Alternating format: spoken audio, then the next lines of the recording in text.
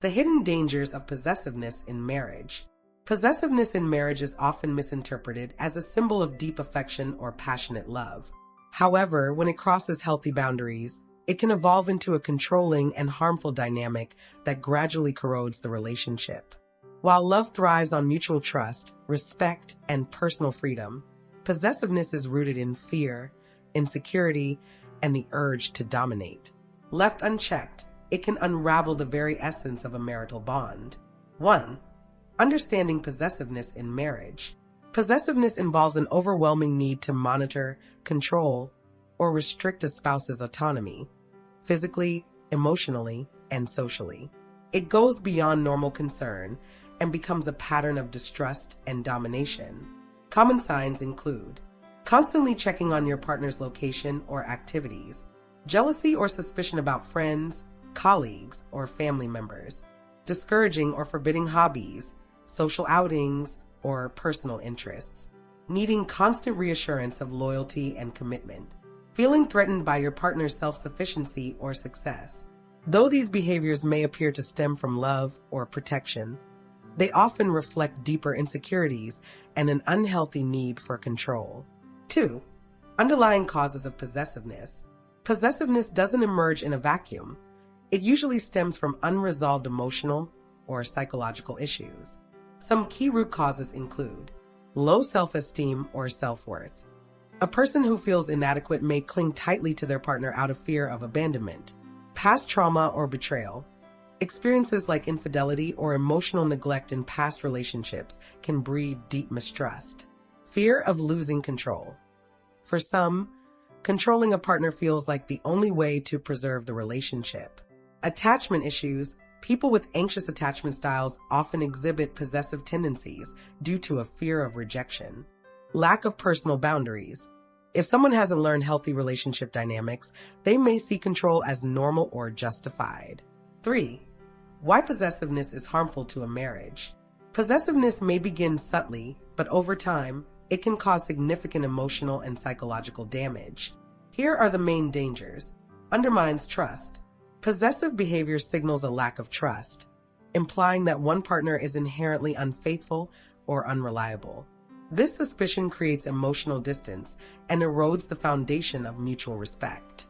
Diminishes individuality. In a possessive relationship, one partner may slowly lose their sense of self. When autonomy and personal expression are stifled, it leads to emotional suffocation, resentment, and a loss of personal growth. Escalates into emotional or physical abuse.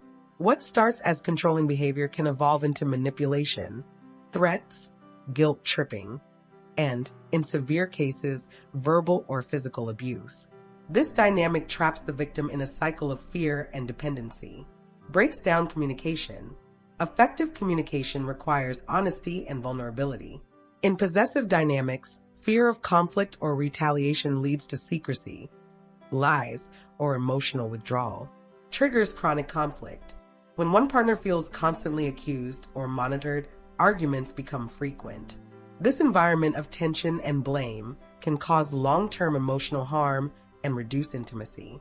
4. Long-term effects on the marriage. If possessiveness is not addressed, the relationship may suffer serious long-term consequences. Emotional disconnection. The partner on the receiving end may emotionally shut down to protect themselves. Loss of mutual respect and attraction. A partner who feels controlled may stop seeing the relationship as a partnership of equals. Decline in intimacy.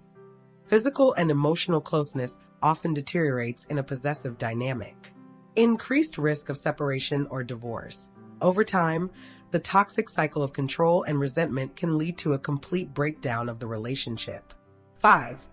Healthier alternatives to possessiveness. A fulfilling and balanced marriage is built on freedom, trust, and mutual respect. Here are some ways to replace possessiveness with healthier relationship practices. Foster trust. Build a culture of honesty, reliability, and emotional safety. Practice self-awareness. The possessive partner should examine their insecurities and seek personal growth. Encourage individuality.